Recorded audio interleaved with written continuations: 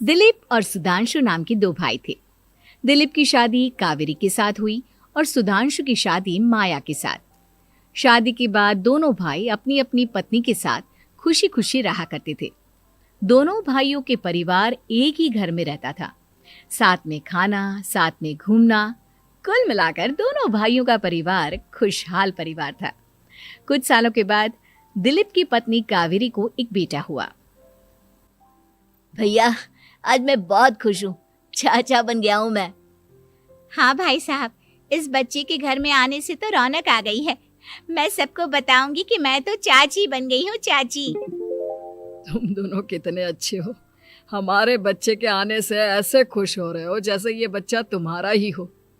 बस भैया, अब आपका बेटा इस दुनिया में आ गया ना, हम भी कोशिश करेंगे कि हमारा भी बच्चा जल्दी से इस दुनिया में आ जाए। और फिर आपका और हमारा बच्चा दोनों मिलकर दिन भर घर के आंगन में खेला करेंगे। कितना मजा आएगा ना। सच कहती हो माया, मैं भी उसी दिन का इंतजार कर रही हूँ जब तुम्हारी भी गोद भर जाएगी और मेरे बेटे को एक छोटा भाई या बहन मिल जाएगी। 1 साल बीत जाता है। दिलीप और कावेरी का बेटा अब 1 साल का हो चुका था, लेकिन सुधांशु और माया की कोई औलाद नहीं होती। माया, लगता है कि हमारी जिंदगी में बच्चे का सुख ही नहीं है। ऐसा क्यों कहते हैं? दिलीप भाई साहब का बेटा भी तो हमारा ही बेटा है ना। तुम्हारी बात बिल्कुल ठीक है माया, लेकिन फिर भी हमारा खुद का एक बच्चा होता तो कितना अच्छा होता। हाँ, कावेरी भाभी भी हमेशा कहती हैं उन्हें अपने बेटे के लिए एक छोटा भाई या बहन चाहिए। लेकिन देखिए ना, हमारी तो किस्मत ही कितनी खराब है। हमारे तो सारे ट्रीटमेंट भी फेल हो चुके हैं। डॉक्टर ने भी साफ साफ कह दिया है कि तुम कभी माँ नहीं बन सकती। वही तो सुधांशु, बहुत बुरी किस्मत है हमारी। लेकिन माया, हम अपनी किस्मत को इतना क्यों कोस रहे हैं? हम दिलीप भाई साहब के बेटे को अपने बेटे की तरह ही प्यार कर सकते हैं ना। हाँ जी, बिल्कुल सच कहा। मैं भी वैसा कर सकती हूँ। चाची हूँ, उसे छोटी माँ का प्यार नहीं दूंगी क्या? कुछ दिनों के बाद दिलीप का एक दोस्त दिलीप से मिलने के लिए आता है। अरे क्या बात है दिलीप, बधाई हो बधाई। और घर तो काफी बड़ा है तुम्हारा। वैसे तुमने अपने बेटे के बारे में क्या सोचा है?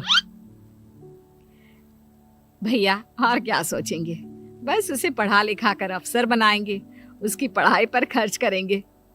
अरे भाभी, आपकी तो इतनी सारी प्रॉपर्टी है, आपको किस बात की चिंता? ले देकर एक बेटा ही तो है। अरे नहीं दोस्त, तुम गलत समझ रहे हो। इस घर में मैं और मेरा छोटा भाई दोनों रहते हैं। इस घर का आधा हिस्सा मेरे छोटे भाई का है। अच्छा, कितने बच्चे हैं तुम्हारे छोटे भाई के? भैया, उनके साथ ना कुछ प्रॉब्लम है। मेरी देवरानी कभी माँ नहीं बन सकती। अरे फिर किस बात की चिंता? अरे मैं तो कहता हूँ अपने बेटे के भविष्य के बारे में सोचिए ही मत। बस ये घर उसके नाम करवा दीजिए। देखिए, आपके भाई का भी कोई बच्चा नहीं है तो सब कुछ आपके बेटे को ही मिलना चाहिए। लेकिन ऐसा करना क्या सही होगा? अगर उनका बच्चा नहीं है तो क्या हुआ? ये घर आधा उनका है, उनकी जो मर्जी है वो करे। अरे कैसी बात करते हो? उनकी कोई औलाद नहीं है, वो क्या करेंगे प्रॉपर्टी अपने नाम रखकर? हाँ, वैसे भाई साहब, आपकी बात तो बिल्कुल सही है। अब जो कुछ भी है वो हमारे बेटे का ही तो है। आखिर वही तो इस घर के वंश को आगे बढ़ाएगा। मैं कल ही देवर जी से बात करती हूँ। अगले दिन सुधांशु और माया, इधर आओ। तुम दोनों से एक बहुत जरूरी बात करनी है मुझे। बताइए ना भाभी, क्या बात है? आपको कहीं जाना है तो आप अपने बेटे को मेरे पास छोड़कर जाइए। मैं ही पूरा दिन रख लूंगी उसे। अरे नहीं माया, वो तो मुझे पता है। मैं किसी और चीज के बारे में बात करना चाहती हूँ। बताइए ना भाभी, क्या बात है? देखिए देवर जी, आपका कोई बच्चा है नहीं, लेकिन मैं जानती हूँ कि आप हमारे बेटे को अपने बेटे की तरह ही प्यार करते हैं। भाभी, बेटी की तरह नहीं, वो हमारा ही बेटा है। मेरे लिए तो वो मेरा ही बच्चा है।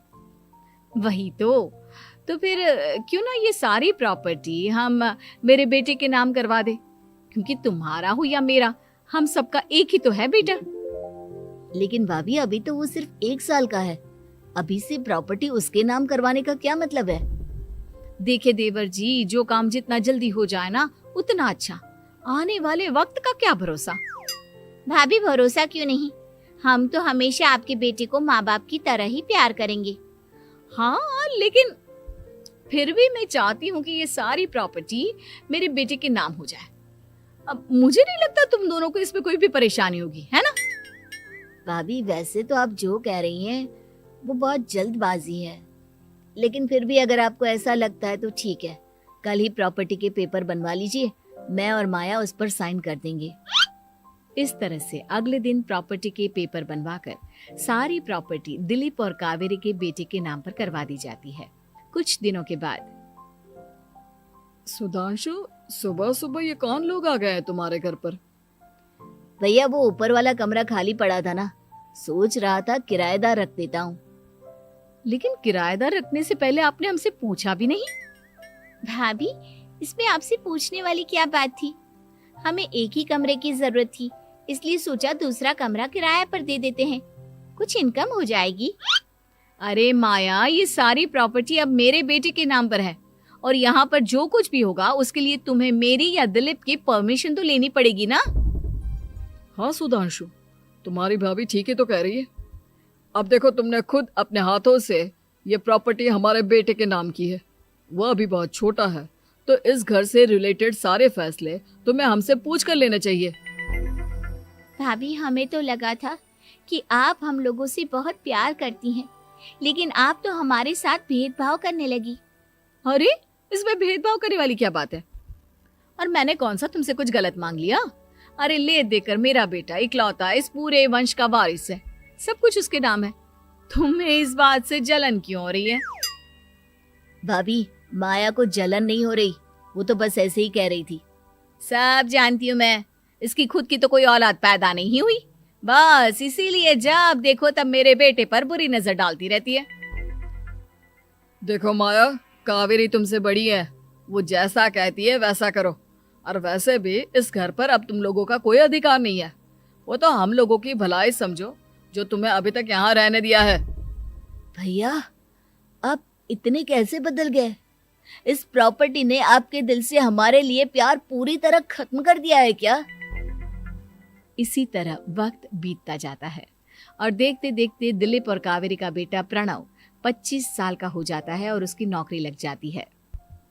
पापा आज मेरा अपॉइंटमेंट लेटर आ गया है, मैंने सिंगापुर में जॉब ज्वाइन कर ली है।